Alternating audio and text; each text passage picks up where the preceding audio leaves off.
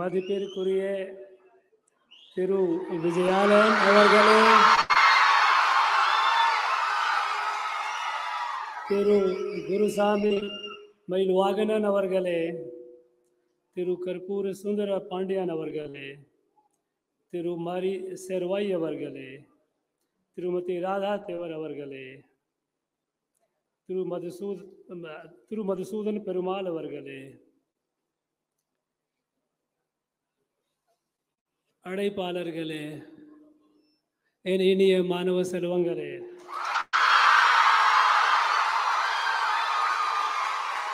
அனைவரையும் எனது இனிய வணக்கம்.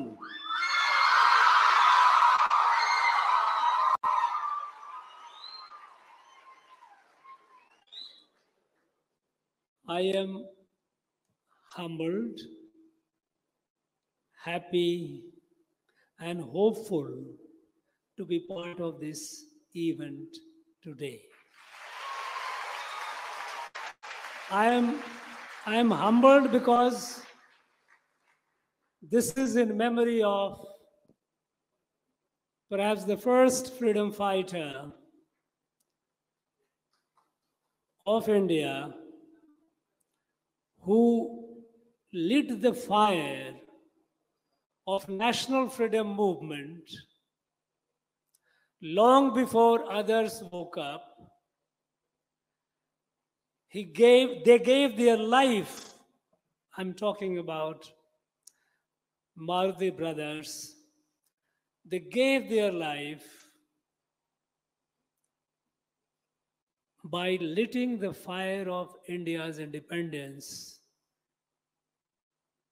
by giving it a conceptual framework, Jambudvip Pragadanam. This is a freedom for the whole of India. I am humbled because I am participating in the event in the memory of such a great sons of India. I am also humbled because that declaration was pasted at a place here in Trichy, Sri Rangam Temple. This is a holy place. I am happy because I find there are people who still remember Maruthu brothers.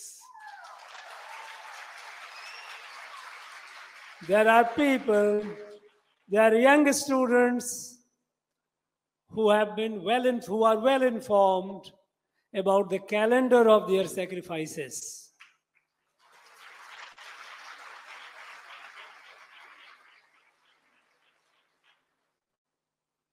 It's because when I came a little over 2 years back to Tamil Nadu, I wanted to have a list of freedom fighters of Tamil Nadu. And the list that I got from the state government, it had just a few names, less than 40, and there was no mention of Maruthu brothers in that list. It took 1 year for me when I started meeting the people, because before that I was in Nagaland, a small state. A small state of Nagaland had more than 1,000 freedom fighters. More than 1,000. How could a state of Tamil Nadu would have only a handful? And then out of curiosity, when I started making inquiries, then I realized that there were several thousands freedom fighters from this land. Several thousands who gave their life for the freedom of our motherland.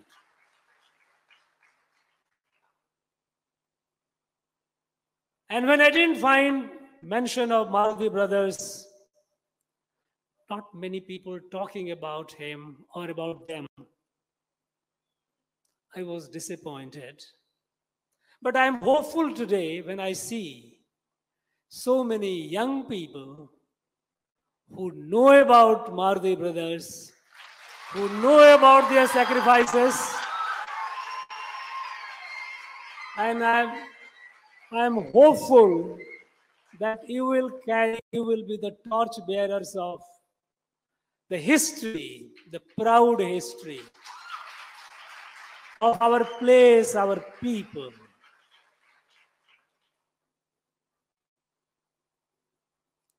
A few days back, I read in the newspaper, and then I verified it was true, that Sivagangai district, which was the seat of activities of Maruthu brothers, which was the center of revolt against the British, that was the place from where the ideas and warriors spread out to liberate our motherland.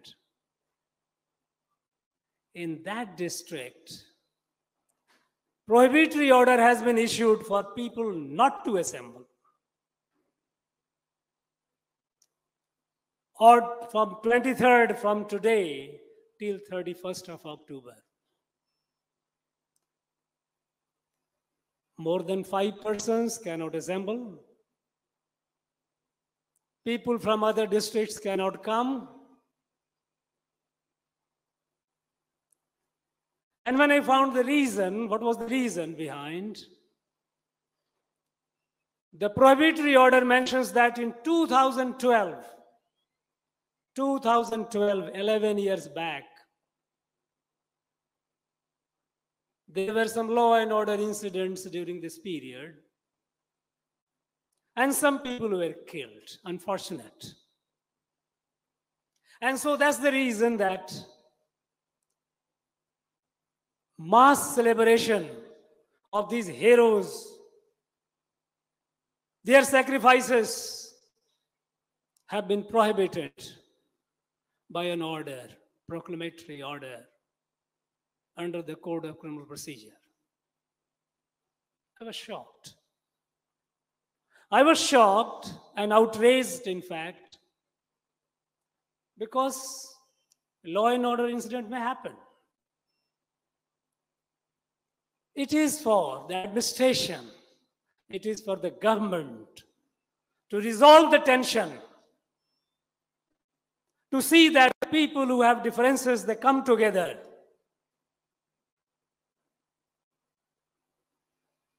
And celebrate the event of national importance.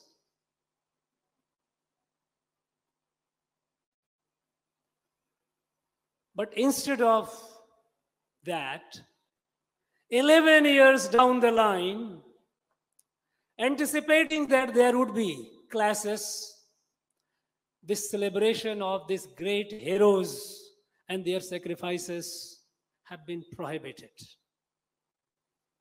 I find it difficult to understand. I feel outraged. Remember, for a moment, if anyone, the leaders of a political party or their people, those who were before, if on their anniversary days, if there were some law and order incident, would they prohibit celebration of their day in subsequent years? They would not. There are many icons which the government has been celebrating and worshipping on any of their days. If there is a law and order incident, will they stop it? No. But it comes to the national freedom fighter, it is prohibited.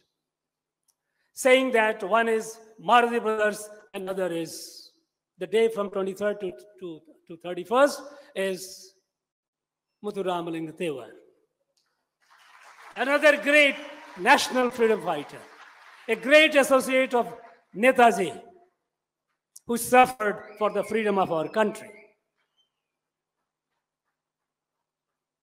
Today, it pains me that these leaders have been reduced to a caste leader.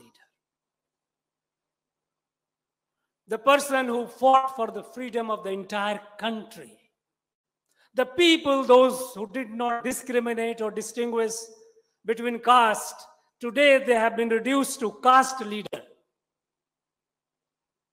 But how and why?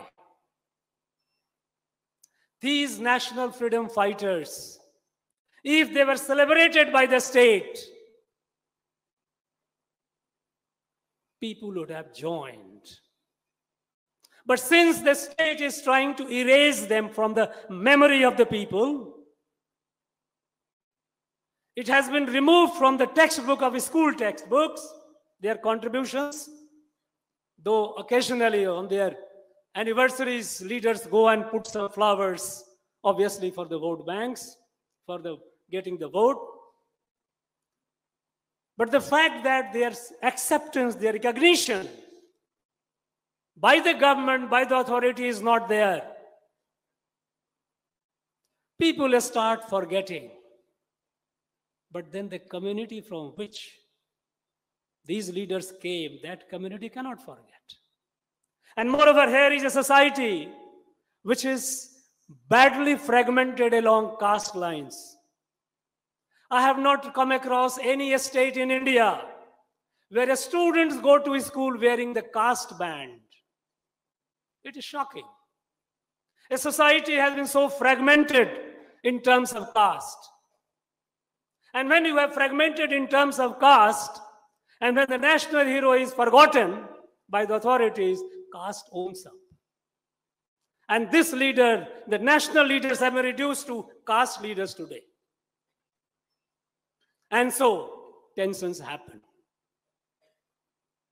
And you prohibit the celebration. Why? Why this have done? Why it is that their memories, they try to erase from the popular memory? Why is it that because the state, the authorities don't celebrate, they are reduced to the caste leaders and they do Guru Puja and all? Answer is simple. Because the people, they feel scared when they talk about national freedom movement here.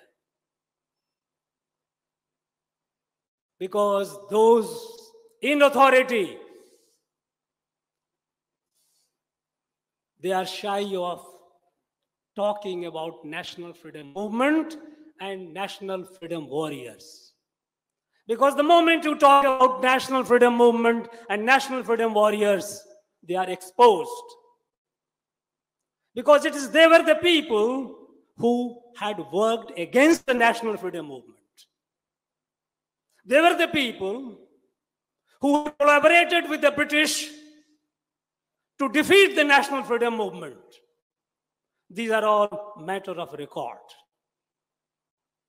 They were agents of British. And British, among the qualities that they had, one quality is maintaining good document. Go to their archive in London and it tells you the stories. Who were the agents of British? Those who were fighting here, those who are icons of the people today, those who are ruling.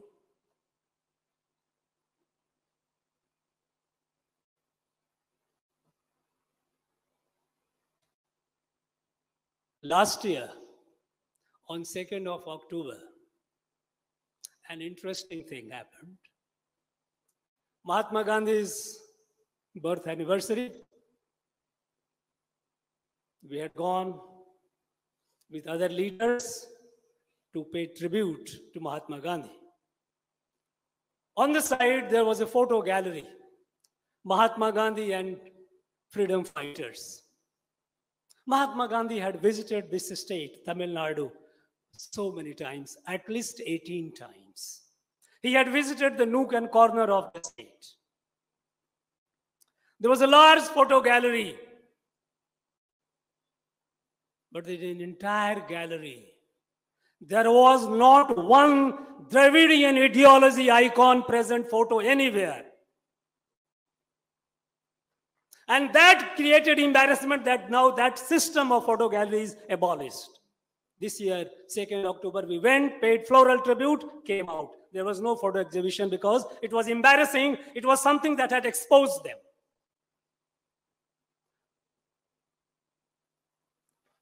Now, when I see persons like Maruthu brothers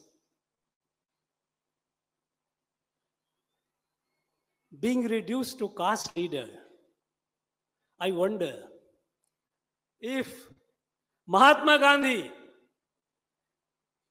Netaji Subhash Chandra Bose, Sardar Patel, Shahid Bhagat Singh, if they were born here in Tamil Nadu, they too would have been reduced as caste leaders. Such is the situation here today.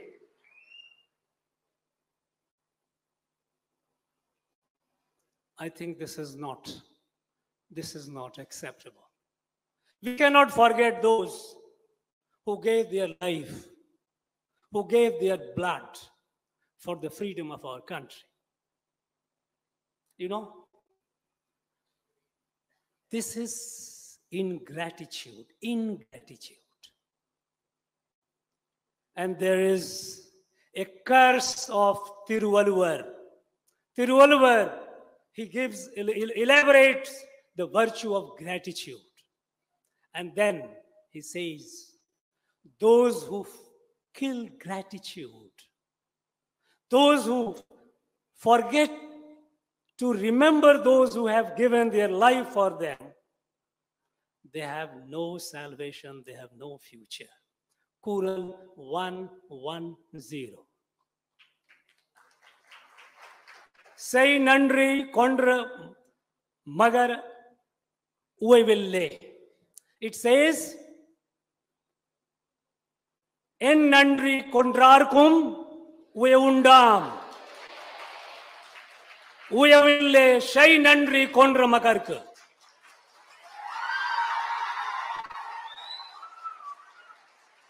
This curse of Tiruvalluvar will fall on those who are trying to forget these great people by virtue of it is their life. They gave their life so that we are all here enjoying our freedom.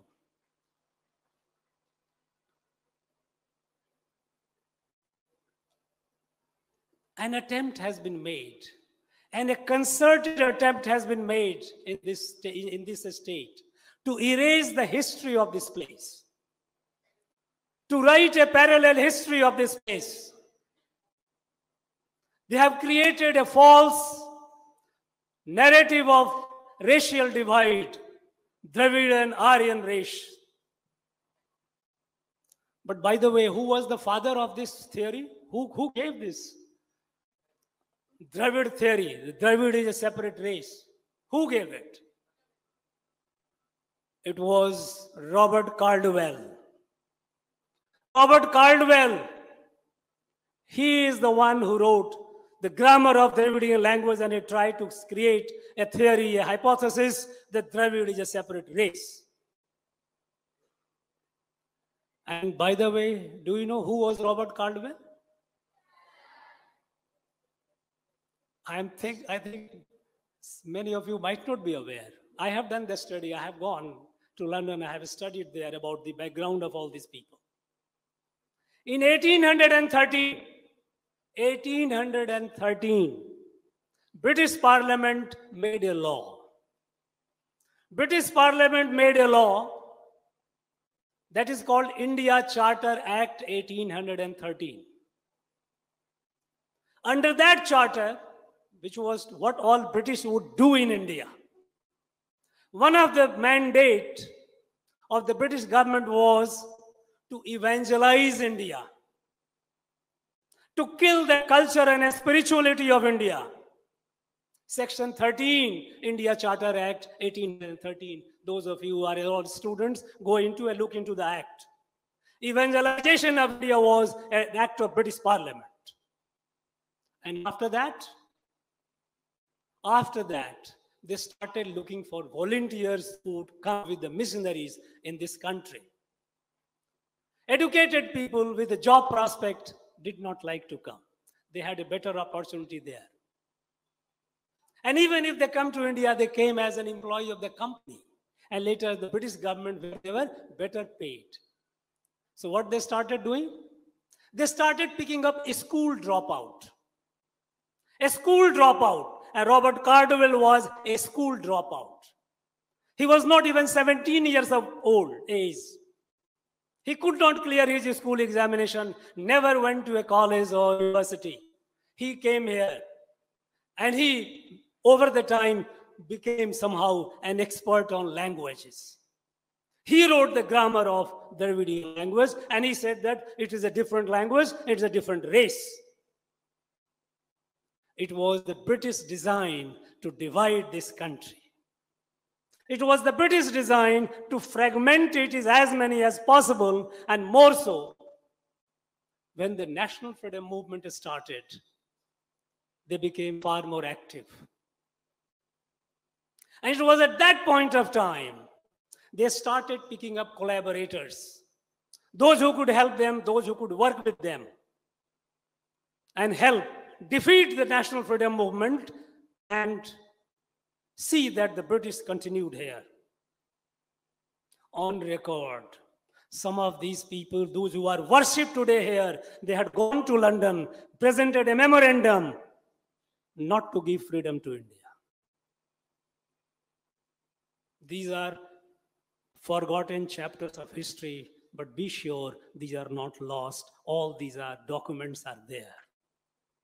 These are available. And so, all through the national freedom movement, they started counter-freedom movement. And counter-freedom movement was built around this Aryan, Dravidian, and divide. Domination of the Aryan, domination of the North. And so they started destroying the institutions that had defined this place. I have always maintained Tamil Nadu is a Punya Bhumi.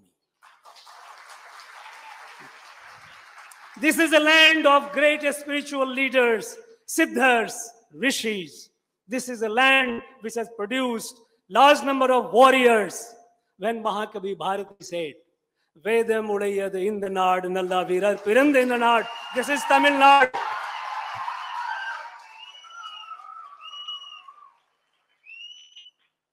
But how can they face those who observed 15th of August 1947 as a black day? When the country was celebrating, when the people were celebrating, they observed it as a day of mourning. These are all facts of history. And that is why they are mortally scared of talking about national freedom movement and national freedom movement warriors. They try to downplay them. Symbolically, they have to do. They cannot help, but they have to observe the Republic Day, Independence Day. They cannot completely forget Mahakavi, so Mahakavi has to be there. At times, Velu Nachiyar. I'm so happy to see so many Velu Nachiyar sitting here.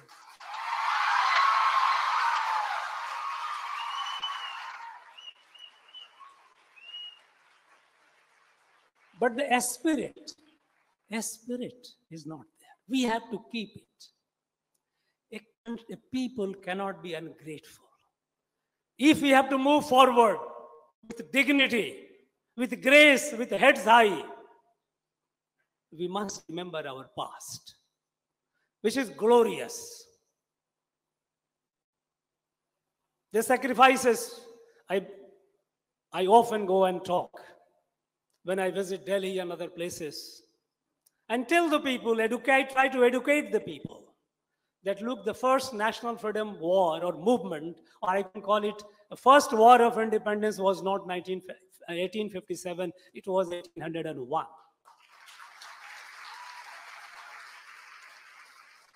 Imagine Maruthu brothers coming up with a conceptual framework for liberation of the whole Bharat, whole India. He builds up alliances with other rulers. He builds up a formidable alliance and British gets over it. They knew that this will sweep them out of this country. And so they put their entire might to catch them, to kill them. And finally, because of the overwhelming larger military strength and some division among us, our own people, that they were lost. They were caught, and finally they were martyred publicly. We just heard the 543 people were hanged on the day.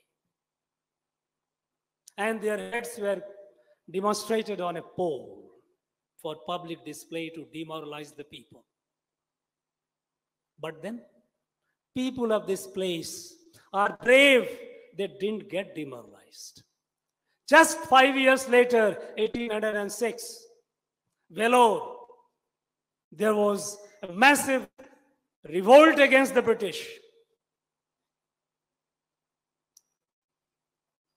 They had taken over the garrison. Our freedom fighters, Indian soldiers, had taken over the garrison, killed nearly 150 of the British officers and British Jawans, soldiers. But then they got British got reinforcement for so many places. They were overwhelmed, overpowered. Nearly 1,000 Indian soldiers were massacred in that Vellore fort. Nearly 1,000. When I think of them, I develop goosebumps.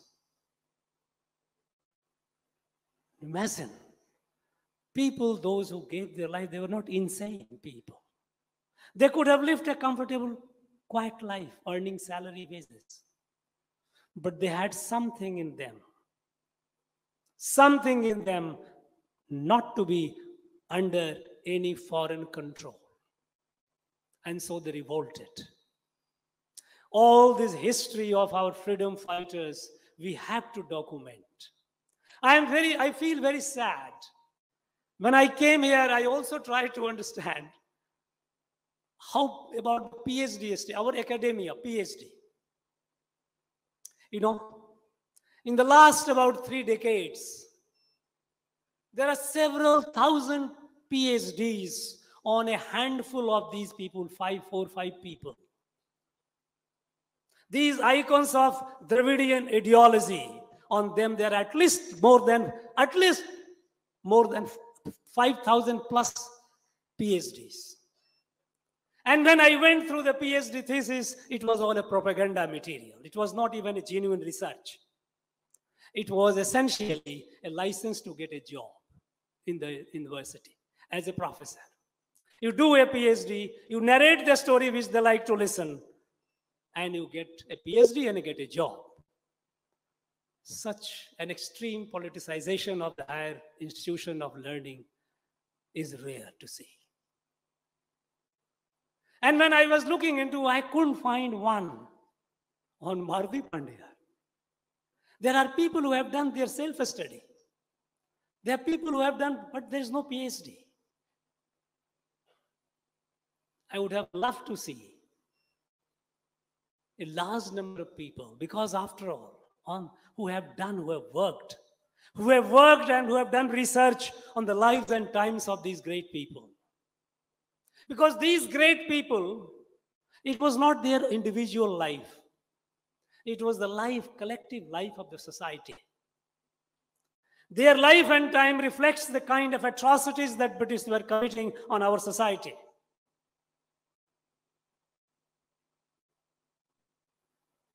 They could have done wonderful work to present our glorious past.